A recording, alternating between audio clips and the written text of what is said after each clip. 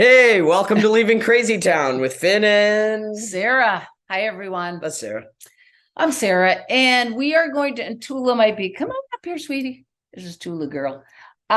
We are going to talk today about rationalization. Ooh. And it is a big part of codependency recovery to learn how to deal with rationalization, identify rationalization, figure out what to do with rationalization.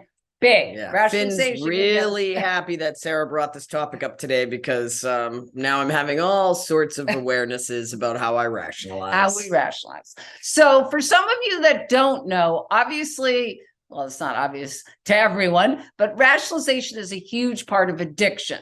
So when we pick up alcohol or drugs, we then have to explain to ourselves in a way to make it okay. So I'll relapse and I'll drink and I'll say it's because my husband is so mean to me or whatever. It's a way we make okay behaviors that aren't okay. Yeah, we support support our behavior. We support the decision that we made. Right. We got to fill it in with our minds to make it okay.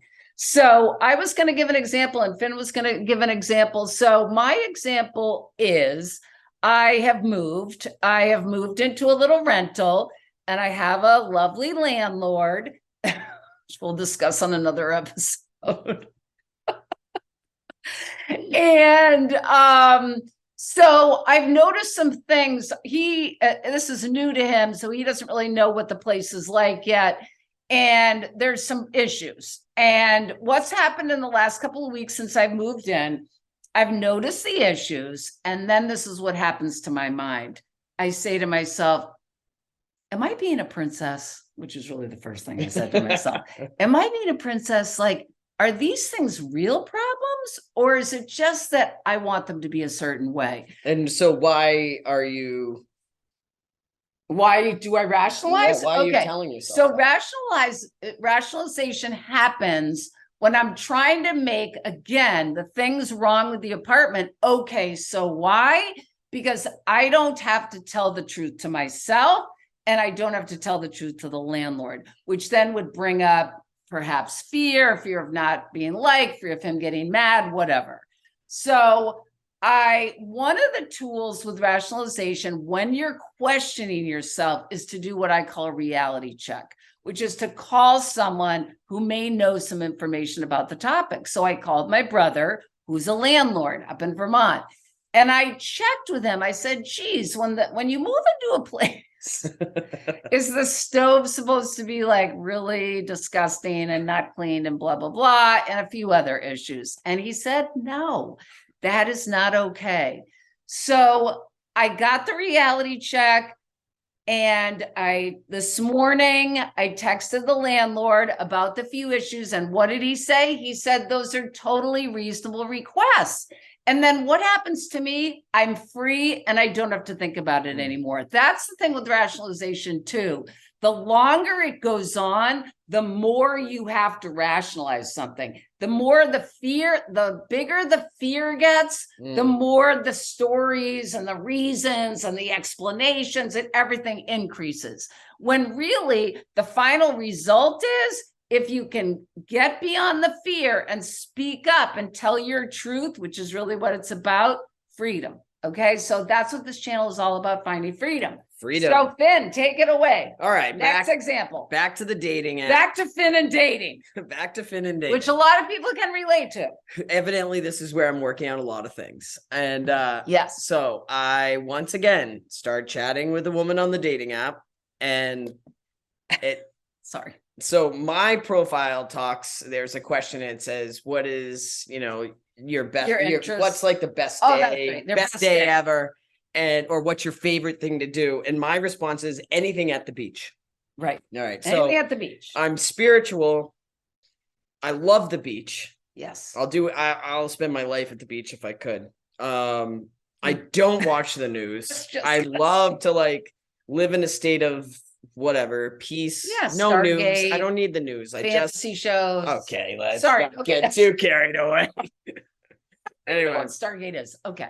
That's all right. It's science fiction. Okay, science fiction. Yeah. So anything I just love joy. I love joy and freedom. Yes. So Harry Potter. Talking to this woman, the first Oh, and then some of her things, museums.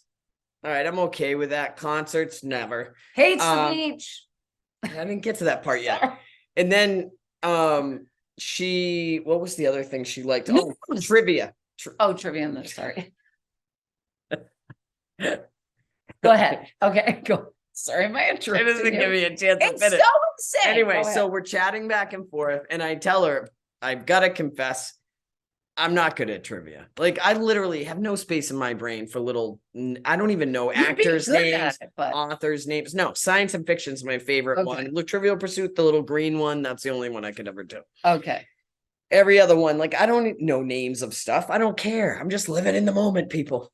All right. So anyway, then my point. So she writes back, well, I have to confess, I don't like the beach. All right. So I'm like, oh my God, she doesn't like the beach. Like, well, we'll just push that aside. I'm sure there's something we have in common. So the next text from her, what's her favorite activity? It's watching the news. All right.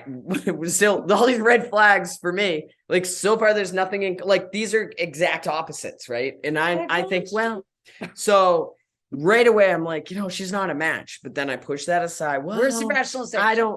The rationalization. So I realize we're not a match. Immediately, I have fear. I can't tell her that. Oh my God, I'm stuck. This is why hello is always followed by I do with Finn. Because I can say hello. I don't like the way you say it. Next thing you know, I'm married. Like, literally, that's all right. We'll get into that episode 275. But there's a lot of fear in there. That's where it comes from. Like, point. I now have to speak my truth. Yes. We're not a match. Like, hello.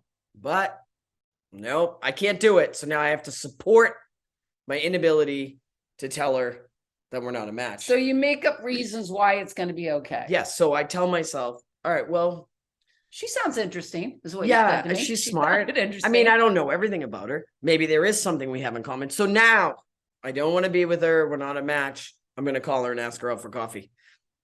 I stopped myself because there's something just felt like, she lives an hour away. I don't want to drive an hour to talk to someone who has nothing in common with me. I know, but the point here is my rationalist, I know. I gotta stay focused. But I go through, I got a lot of things going on up in here. But I kept telling myself, well, you know what? The next text, and this is the thing, every text back and forth, there was more information that more truth. And I kept denying it. So what I did, I'm like, there's something off. I tell Sarah, because I know Sarah's going to put it right up in my face. Like, and I really, started screaming. So she started screaming, I can't believe, like, you have nothing in common, dump her, whatever. I'm not even going. I didn't say that. But... No, and we're not going out. Like, just tell. So I'm like, but I don't know how to. I'm having fear. And, and Sarah helped me. Like, you just say we're not a match. Good luck. And I'm like, I literally had, I checked with the reality check and then also recognizing the fear. That's not about her. That's not about, like, I don't even know this woman. I wouldn't know her if I ran into her. A total stranger. That's the thing that's so crazy. No, I didn't. That powerful. I thought I was going to devastate a total stranger, but really, that's not what the fear was. The fear was me. It was all my stuff. Like, oh my God, nobody's going to like me. I'm going to, never be getting to the underlying feelings. So I chatted with her back and I said, I'm, whatever. She's telling me her whole life story, but well, not really. She was just telling me what she was doing today. And I said, sounds like a productive day.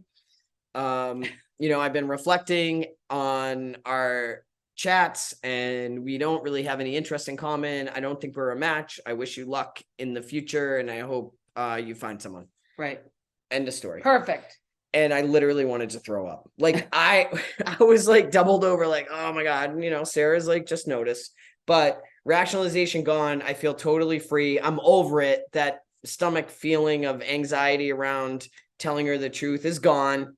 But I want to just point out, and we're going to wrap this up, but the thing that's so critical that Finn said, and we're talking here about rationalization, is it's so connected to codependency because we get into relationships or we stay in relationships or we make okay certain aspects of relationships by rationalizing. So that's why this is such a critical piece of healing from codependency, and why healing from codependency is about, what do I want? What do I need? What do I think? And what do I feel? And what do I want to do?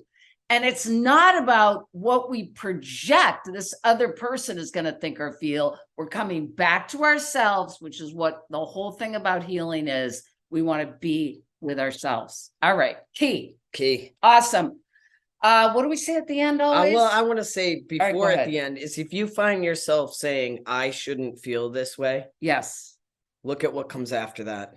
Yes. And know that all feelings are okay. There's no good or bad. If you feel that way, you feel that way. Period. At the end. At the end. We're leaving CrazyTown. We're out of here. Join us.